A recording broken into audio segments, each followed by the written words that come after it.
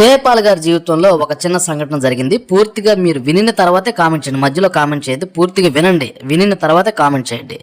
ఒక పెద్ద journalist, AP తెలంగాణలో పెద్ద జర్నలిస్ట్ అనమాట, 30 సంవత్సరాల అనుభవం ఉంది. ఒక వీడియోలో ఏమంటున్నాడంటే, కేపాల్ గారికి ఇంగ్లీష్ మాట్లాడడం రాదంట, ఇంగ్లీష్ అర్థం చేసుకోవడం కూడా రాదంట. కేపాల్ గారి పక్కన ఎవరైనా ఒకరు ఉంటారంట, వాళ్ళు కేపాల్ గారికి ఇంగ్లీష్ అందిస్తారంట. ఇప్పుడు అసలు నిజం చెప్తున్నాను, చాలా జాగ్రత్తగా వినండి.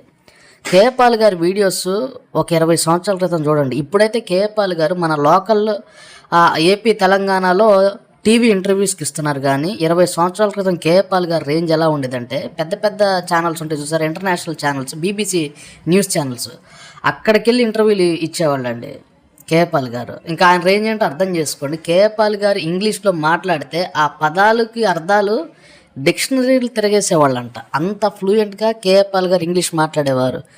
కేపాల్ గారు మీటింగ్ ఎప్పుడైనా పెడితే మీరు అబ్జర్వ్ చేయండి, ఓన్లీ ఇంగ్లీష్లోనే మాట్లాడతారు. 2 గంటలు 3 గంటలు కేపాల్ గారు ఇంగ్లీష్లోనే మాట్లాడతారు. 20 సంవత్సరాల క్రితం కేపాల్ గారిని చూడండి, ఇప్పుడైనా కానీ కేపాల్ గారు ఇంగ్లీష్లో మాట్లాడితే నోరు వెళ్ళబెడతారండి, అంత బాగా మాట్లాడతారు. అమెరికన్ యాక్సెంట్లో మాట్లాడతారు కేపాల్ గారు. ఇప్పుడు కేపాల్ గారు తెలుగు 2 రాష్ట్రాల్లో కనిపిస్తున్నారు. కానీ 20 సంవత్సరాల క్రితం కేపాల్ గారు అమెరికా ప్రెసిడెంట్స్ పక్కన కూర్చొని ఒక ఫ్రెండ్తో కానీ మనం మాట్లాడుతాం సార్, అంత క్లోజ్గా మాట్లాడేవాళ్ళు.